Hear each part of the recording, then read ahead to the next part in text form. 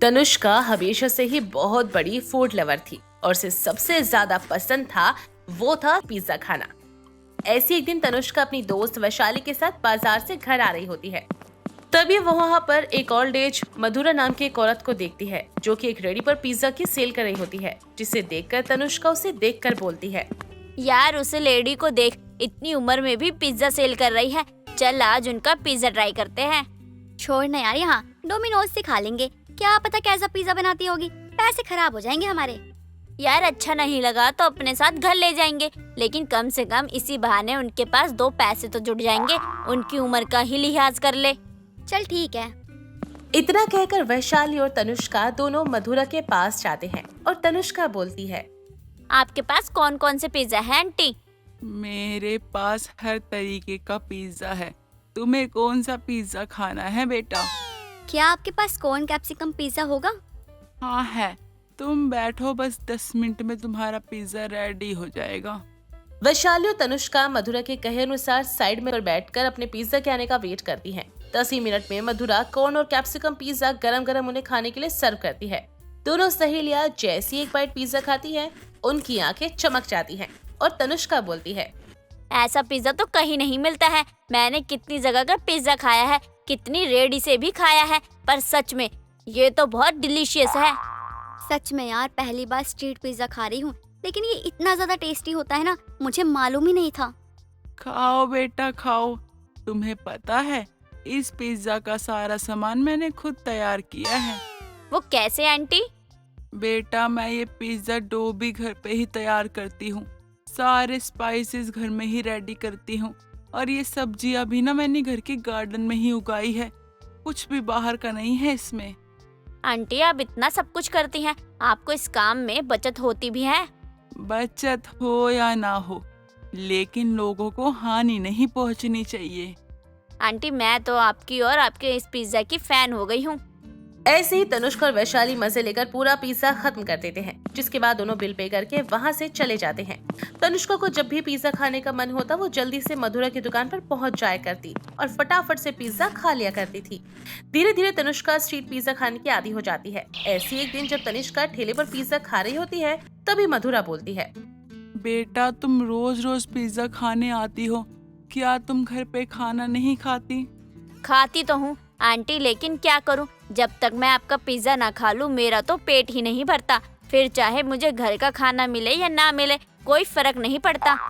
अगर ऐसी बात है तो कल से मेरे ठेले पे पिज्जा खाने मत आना।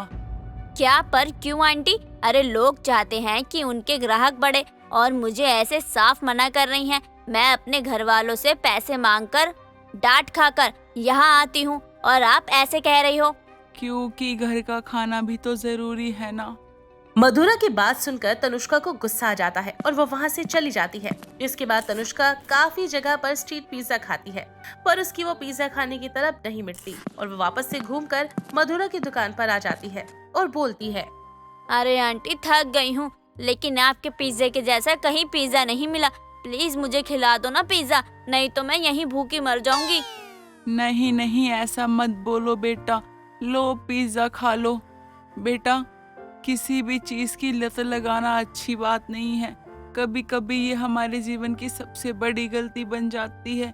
जैसे मेरी बेटी सोना, उसे भी तुम्हारी तरह पिज्जा का बहुत शौक था। शौक था मतलब? इतना कहकर मधुरा रोने लगती है और बोलती है, मेरी बेटी सोना को तुम्हारी तरह पिज्जा खाने का बहुत शौक था। 2 साल पहले की ही बात है। मधुरा की बेटी सोनू को पिज्जा खाना बहुत पसंद था और वो हर दिन अपनी माँ से किसी न किसी बहाने से पैसे लेकर पिज्जा खाया करती थी। ऐसी मधुरा की कॉलोनी में एक औरत पिज्जा की दुकान खोल लेती है और वो बहुत ही सस्ते दामों में लोगों को पिज्जा खिलाने लगती है। सोना भी हर दिन मधुरा से पैसे लेकर उस औरत की दुकान पर पिज्जा खाने जाने लगती है। ऐसी एक दिन मधुरा सोनू को पिज्जा खाते हुए देख लेती है और उससे बोलती है, सोना ये तो क्या कर रही है? सुबह तूने मुझसे पैसे ये कहकर लिए थे तुझे कुछ सामान खरीदना है, और यहाँ तो आराम से पिज्जा खा रही है, वो भी इस जगह से। जरा इस जगह की हालत तो देख, कितनी गंदी जगह है ये, और कितनी गंदी तरह बनाया है सब कुछ। माँ आप जगह क्यों देख रही है?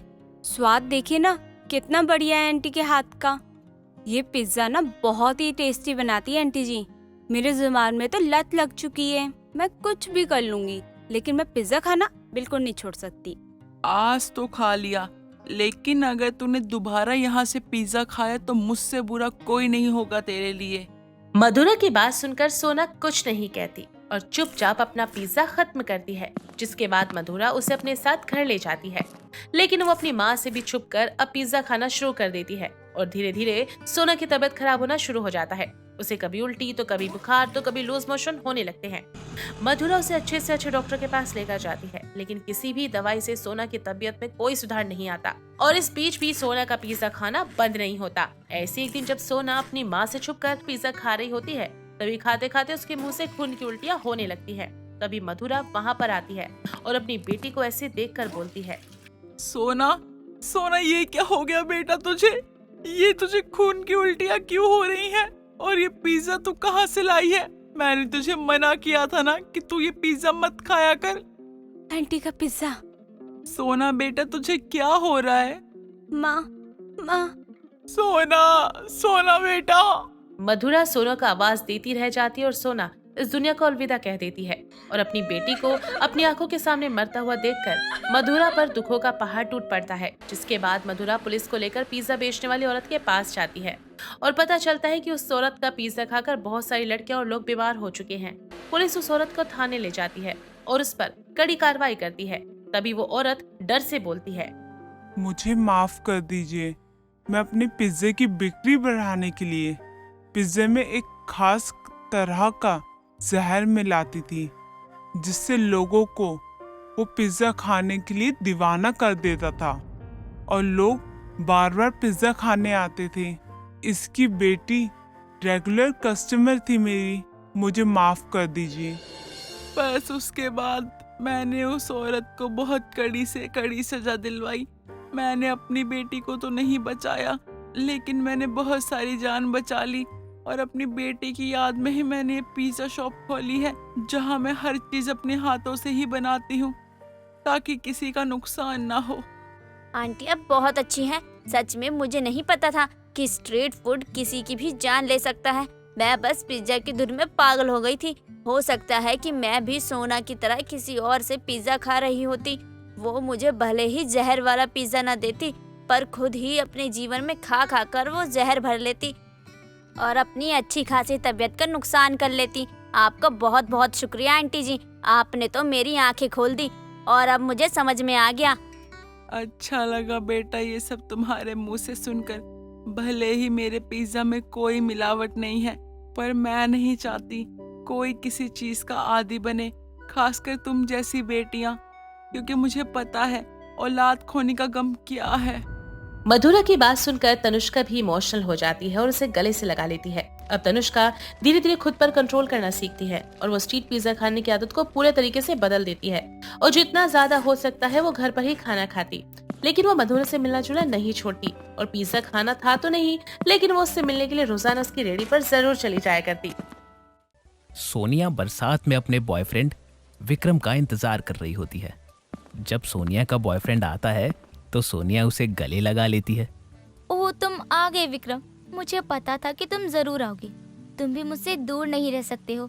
हमारा प्यार इस बरसात के मौसम में शुरू हुआ था और देखो यही बरसात हमें एक दूसरे के करीब ले आई है। तुम पागल हो सोनिया।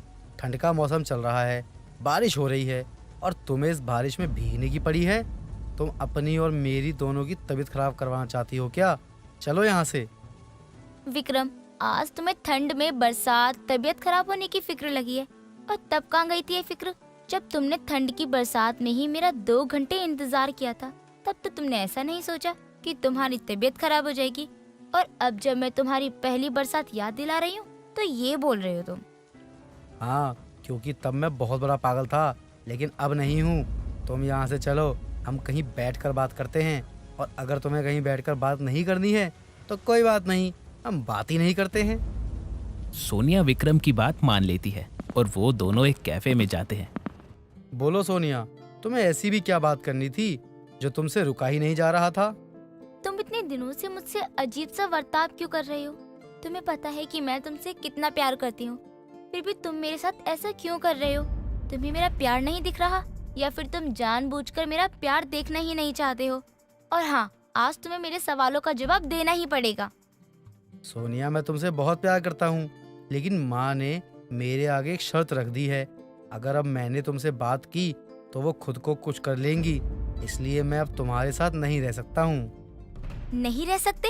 इसका मतलब क्या है? अरे तुम माँ से प्यार करते हो तो मुझसे भी तो करते हो ना। तुम्हें तो अपनी माँ को समझाना चाहिए था, लेकिन तुम तो अपनी माँ की बात मानकर आ गए। दरअसल माँ ने मेरे लिए एक लड़की देखी है और मेरी शादी भी तय हो चुकी है। मैं ये सब बातें तुमसे छुपा कर ही रखना चाहता था, क्योंकि तुम्हें बुरा ना लगे, लेकिन अब सही समय आ गया है कि ये बातें मैं तुम्हें बता दूं। हमारा साथ यहीं तक का था, अब हम दोनों के रास्ते अलग हो गए हैं। सोनिया, तुम मुझे भूल जाओ। नहीं विक्रम, तुम मत करो ऐसे। मैं तुमसे बहुत प्यार करती हूँ। मैं तुम्हारे बिना नहीं रह सकती, और मुझे पता है कि तुम भी मुझसे उतना ही प्यार करते हो। प्लीज ये सब मत करो विक्रम। सोनिया विक्रम के आगे रोने लगती है, लेकिन विक्रम उसे वहीं छोड़कर चला जाता है।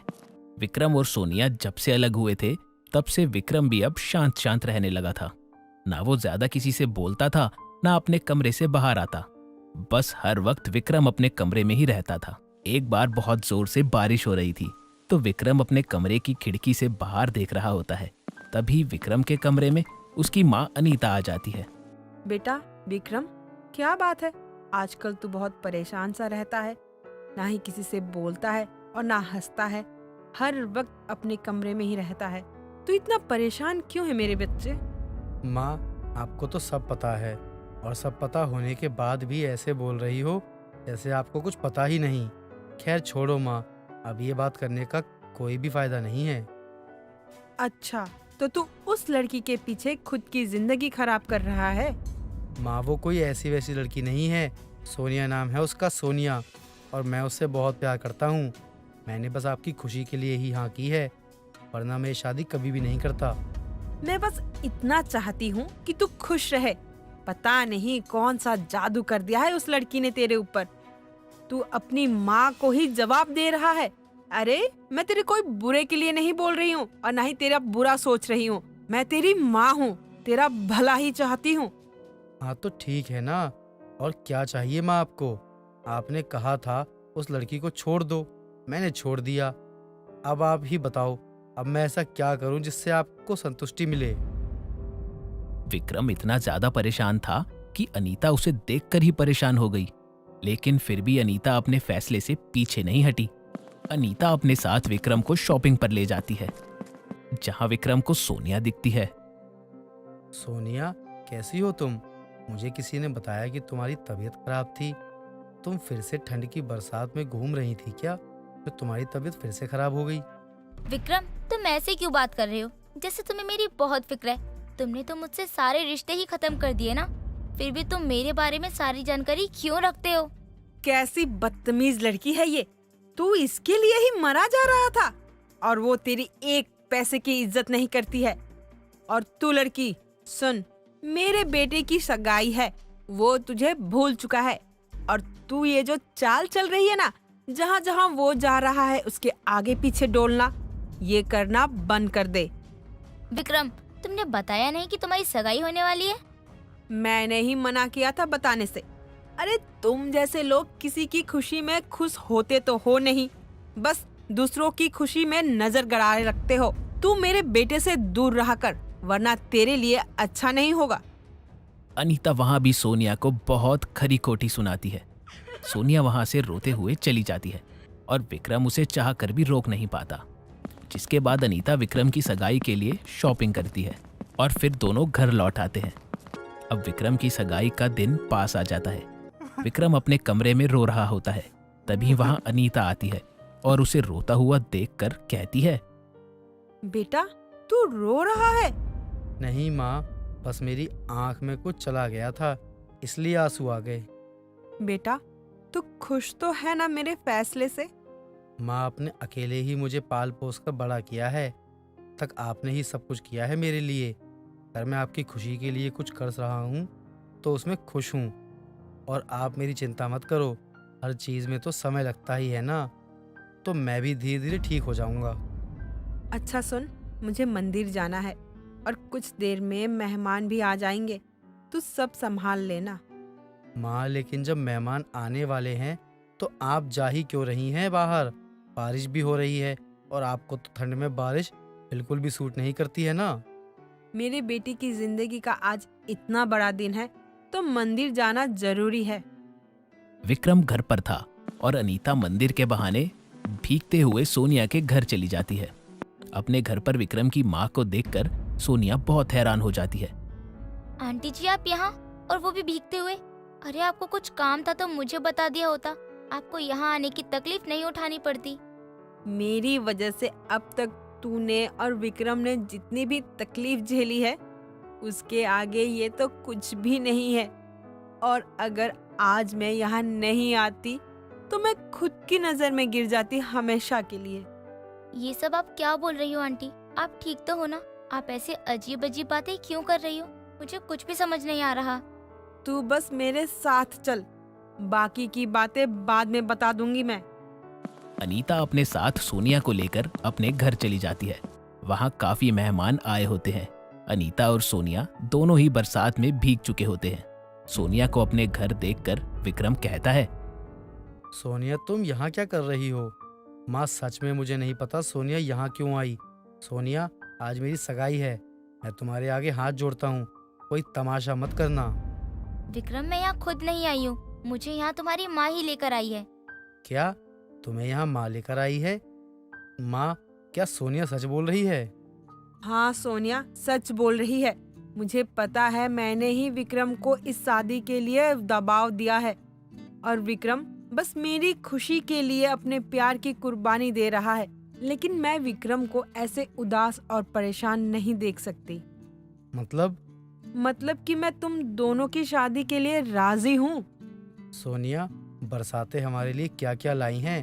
पहले हमें एक दूसरे के करीब किया, फिर दूर भी किया, और अब ऐसे करीब किया कि हम दोनों के नसीब में जीवन भर का साथ लिख दिया। विक्रम और सोनिया दोनों ही बहुत ज्यादा खुश हो जाते हैं और अब अनीता उन दोनों की सगाई करवा देती है। एक दिन अंकिता अपनी सहेली के साथ बाजार गई होती है। यहाँ उसे खाने को बहुत कुछ मिलता है। तभी उसे कुछ नया दिखता है और वो उस दुकानदार के पास जाकर बोलती है, अरे वाह, ये तो देखने में बड़ा ही टेस्टी लग रहा है। ये क्या है और कितने का है चाचा जी? चाचा जी की बच्ची, यहाँ से चल, मैं तुझे फिर कभी खिला दूंगी। खाने की चीज अगर एक बार तेरी नजरों में आ गई तो बस वो खा कर ही रहेगी। मुझे ये सब मत बता कि क्या है और क्या नहीं। मुझे बाहर का खाना बहुत पसंद है। वैसे भी मैंने आज तक ये खाया नहीं है। आखिर है क्या वो? वो तो बेडमी पूरी है, बहुत टेस्टी होती है। कभी खिलाती हूँ तुझे। अगर एक बार तूने चख लिया ना, बस तू बार बार वही खाना पसंद करेगी। पागल नहीं हूँ कि एक चीज को बार बार खाया करूँ। वैसे भी अगर ये बेडमी पूरी आज खाई तो कोई अनर्थ हो जाएगा क्या? नहीं तो अनर्थ क्यों होगा? वैसे भी बेडमी पूरी ही तो है। तो फिर मुझे खाने क्यों नहीं दिया, जबकि मैं खाने ही वाली थी? कमाल करती है तू भी, कभी कभी बेकार में मुझे डरा ही देती है। अंकिता और पूजा दोनों मिलकर उसी बूढ़े दादा के पास से बेडमी पूरी खरीद कर खाती हैं। तभी अंकिता चटकारे लेते हुए बोलती है, वाह चाचा जी, क्या बेडमी पूरी बनाए हो, मजा ही आ गया खाकर। अगर आज मैंने नहीं खाया होता ना तो कसम से मैं शायद दोबारा कभी खा नहीं पाती है। हाँ अब खा लिया ना तो अब घर चले, बहुत वक्त हो चला। माँ को अगर पता चला ना कि मैं बाजार आई थी, मुझे तो कच्चा ही चबा डालेंगी अपनी बातों से। चल जल्दी। अरे अरे रुकना, ऐसे कैसे चल दूं? मुझे और खाने है बेडमी पूरी, और घर भी लेकर जाऊंगी। वैसे इसमें पड़ता क्या क्या है? अरे मेरी माँ, घर जाकर देख लेना यूट्यूब पर कि कैसे बनाई जाती है ये बेडमी पूरी, अगर बना पाए। वैसे मुझे नहीं लगता कि तू ये सब बना पाएगी। दोनों सहेलियां बेडमी पूरी खाकर अपने अपने घर की तरफ चलती हैं। ऐसे ही एक दिन अंकिता अपनी माँ सरोजनी से कहती है, माँ आपको पता है मैंने कुछ दिन पहले बेडमी पूरी खाई थी, बहुत मजेदार थी। इतना अच्छा स्वाद था कि क्या ही बोलूं। मुझे फिर से खाने का मन हो रहा है। खाने का मन हो रहा है तो जाकर ले आ, मैं भी तो देखूं कैसा होता है। होता तो पूरी जैसा ही है, लेकिन उसका स्वाद, आहा क्या ही कहना, वही स्वाद चिपक गया है मेरे मुंह में। तो बोलती ही रहेगी या जाकर लेकर भी आएगी? तेरी बात सुन सुनकर मेरे भी मुंह में पानी आ रहा है। जा जाकर गर्मा गर्म जल्दी से बेडमी पूरी लेकर आ। ऐसे कैसे गर्मा गर्म लेकर आ जाऊँ माँ? बाजार से घर तक आते आते बैड भी पूरी ठंडी हो जाएगी। उससे अच्छा है कि हम वहीं चलकर खा लेते हैं। नहीं, तेरे बाबा कभी भी घर आ सकते हैं। इस वक्त मैं कहीं नहीं जाऊंगी। ऐसा कर, आज तू रहने दे, कल चलते हैं। अरे मेरा खाने का मन आज है और आप मुझे कह रही हैं कि मैं कल खाऊं। नहीं माँ, मैं आज और अभी खाऊंगी। क्यों ना हम घर पर ही बनाने की कोशिश करें, जब भी हमारे घर में मटर, आलू और आटा सब कुछ है। सरोजनी अंकिता को मटर, आलू और आटा देती है। अंकिता आटे में तेल डालकर गूंथती है और मटर को आटे के लोई में डालकर छोटी छोटी पूरियां बनाती है और आलू की सब्जी बनाती है। कुछ देर बाद अंकिता के पास उसके पिता सूरज आते हैं और अंकिता उन्हें बैड में पूरी और सब्जी खाने को देती है, जिसे खाकर सूरज बोलता है, अरे वाह, क्या बात है, मजा आ गया खाकर, बहुत ही स्वादिष्ट बनाई हो पूरी। सच्ची आपको बहुत पसंद आया? आपको मालूम है आज मैंने ये पहली बार बनाया है और इसे पूरी नहीं बैड में पूरी बोलते हैं। बस बस, खुद की तारीफ खुद ही कर रही है। जरा मैं भी तो टेस्ट करूं। आखिर तेरे पिताजी सच कह रहे हैं या बस तेरा दिल रखने के लिए झूठी तारीफ कर रहे हैं? मुझे पता है पापा मेरी झूठी तारीफ नहीं कर रहे हैं, क्योंकि मैंने पापा के साथ थोड़ा बहुत खा लिया था। और सच बताऊं, बहुत टेस्टी बना है माँ। मैंने कभी सोचा नहीं था कितना टेस्टी बनेगा। बस कर, खुद की तारीफ तो हर कोई कर लेता है। अब मैं खाऊंगी, तब जाकर बताती हूँ कैसा बना है। हाँ हाँ, खाकर देखो। अगर तुमने भी अंकिता की तारीफ नहीं की ना, तो मैं अपना नाम बदल दूंगा। सरोजनी भी बैड में पूरी खाकर अंकिता की बहुत तारीफ करती है। ऐसे ही कुछ दिन बीत जाते हैं और एक दिन अंकिता को देखने लड़के वाले आते हैं। अंकिता सभी को बैड में पूरी देती है और सरोजनी बोलती है, बहन जी, ये बैड में पूरी हमारी अंकिता ने अपने हाथों से बनाया है। खाकर देखिए और बताइए कैसा बना है। अच्छा, सब ऐसा ही बोलते हैं। ये हमारी बेटी ने बनाया है और निकलता क्या है, दुकान से लेकर आते हैं। खैर, जिसने भी बनाया है बहुत ही स्वादिष्ट बनाया है। नहीं बहन जी, जितनी भी चीजें यहाँ रखी हुई हैं सब मेरी बेटी ने ही बनाई है। सब कुछ ठीक ठाक बना लेती है, लेकिन बैड में पूरी तो गजब ही बनाती है। अरे बस करो सरोजनी, कितनी तारीफ करोगे अपनी बेटी की। बस अब आराम से बैठ जाओ। हाँ जी, बस कीजिए। अब हम मान गए कि सच में ये सारी चीजें आपकी बेटी ने ही बनाई होगी। सभी को बैड में पूरी बहुत अच्छा लगता है और सभी तारीफ भी करते हैं। कुछ समय बाद अंकिता की शादी हो जाती है। पहली रसोई में अंकिता बैड में पूरी बना रही होती है, तभी वहाँ सुनीता आकर बोलती है, अरे ये क्या बना रही हो बहू, और इतना ज्यादा तेल कढ़ाई पर? ये तो पूरे महीने भर का तेल है बहू। क्या तू एक ही बार में इतना सारा तेल खराब करेगी? माँ जी, ये तेल खराब नहीं होगा। जब भी हम खाना बनाया करेंगे तब हम इसी तेल से खाना बना लिया करेंगे। अब हम बासी तेल से खाना बनाया करेंगे क्या? ना, मुझे तो नहीं होगा बासी तेल में खाना बनाना। और तुझे पता है, रखे हुए तेल को खाने से तबीयत खराब हो जाती है। माँ जी, वैसे भी ये इतना ज्यादा तेल नहीं है, इसको खत्म होने में वक्त लग जाएगा। मैं हर रोज यही इस्तेमाल किया करूँगी। मतलब तो यही हुआ ना कि तू हम लोगों को बासी तेल में खाना बनाकर ही खिलाएगी। आप कहती हैं तो मैं कल तेल में बैड में पूरी बनाती हूँ। अब आप जाइए, मैं आप सबके लिए नाश्ता लेकर आती हूँ। वैसे माँ जी, आज घर में कितने लोग आने वाले हैं? कितने लोग? कितने लोग क्यों आएंगे हमारे घर में? जितने लोग हैं उतने ही आएंगे। मैं, तू, नकुल, बस 3 लोग हैं। क्योंकि माँ जी, मुँह दिखाई के लिए कोई नहीं आएगा क्या मुझे देखने? हमारे वहाँ तो बहुत भीड़ लगी होती है नई दुल्हन का मुँह देखने के लिए। नहीं बहू, यहाँ कोई नहीं आता, बस अपने रिश्तेदार ही आते हैं। गांव में सबको पता है 2 दिन बाद तो देखना ही है, इसलिए कोई मुंह दिखाई की रस्म नहीं होती। अब तू सोच ले कितने लोगों का खाना बनाना है। सुनीता की बात सुनकर अंकिता हैरान हो जाती है। ऐसे ही कुछ दिनों बाद जब घर पर कोई नहीं होता तो अंकिता को देखने उसकी बुआ सास आती है और आवाज लगाते हुए बोलती है, भाभी, अरे ओ भाभी, लगता है भाभी बूढ़ी हो गई है। अभी से ही भाभी को कम सुनाई देने लगा है। भाभी सुनती ही नहीं है। अरे भाभी, कोई है घर पे या नहीं? तभी अंदर से अंकिता घर के बाहर आती है और बोलती है, कौन हो आप? जान सकती हूँ? और भाभी कहकर किसे बुला रही हो आप? तू नकुल की दुल्हन है ना? अरे बहू, तेरी बुआ सास हूँ मैं। आजा मेरे पैर छूकर मेरा आशीर्वाद ले ले। लेकिन मैंने आपको पहचाना ही नहीं, न ही आपको मैंने अपनी शादी में देखा। कैसे देखेगी? मैं तो नकुल की शादी में ही नहीं आई थी। बहुत कोशिश की कि तुम लोगों की शादी में आऊं, लेकिन अब क्या करूं, किस्मत से तबीयत ही खराब हो गई और उसने ही साथ नहीं दिया। आइए बुआ जी, घर पर कोई नहीं है। माँ जी भी अभी कुछ काम से बाहर गई हैं। आप बैठिए, मैं आपके लिए कुछ खाने की चीज बना कर लेकर आती हूँ। अरे कोई जरूरत नहीं है बहू, तू बस मेरे साथ बैठ और हम बातें करें। देखूं तो कि नकुल की बीवी कितना बोलती है। बुआ जी बस आप कुछ देर बैठिए, मैं अभी कुछ बना कर लेकर आती हूँ। बस 5 मिनट, अभी गई और अभी आई। वैसे भी अगर मैंने आपको कुछ भी नहीं खिलाया ना तो माँ जी मुझे बहुत डांटेंगी। अंकिता किचन में जाकर पैडमी पूरी की चाट बना रही होती है। तभी सुनीता घर आती है और अपनी ननद कुंती से बैठकर बातें करने लगती है। तभी अंकिता अपनी बुआ सास के लिए पैडमी चाट लेकर आती है और तभी सुनीता बोलती है, क्या बात है, मेरी पैडमी पूरी खाने वाली बहू आज क्या नया बना कर लाई है? माँ जी आज मैं बैड में ही लेकर आई हूँ, लेकिन कुछ नए अंदाज में, जिसे आप भी खाएंगे ना तो आपको भी बहुत अच्छा लगेगा। ऐसा क्या बनाई है, दिखा मुझे भी। और हाँ, तेरी बुआ को बैडमी पूरी खिलाई या नहीं? माँ जी बैड में पूरी भी लेकर आई हूँ और साथ में उसकी बैड में पूरी का चाट बना कर लाई हूँ, खाकर देखिए आप। अंकिता का बनाया हुआ बैडमी चाट सुनीता और कुंती को बहुत पसंद आता है।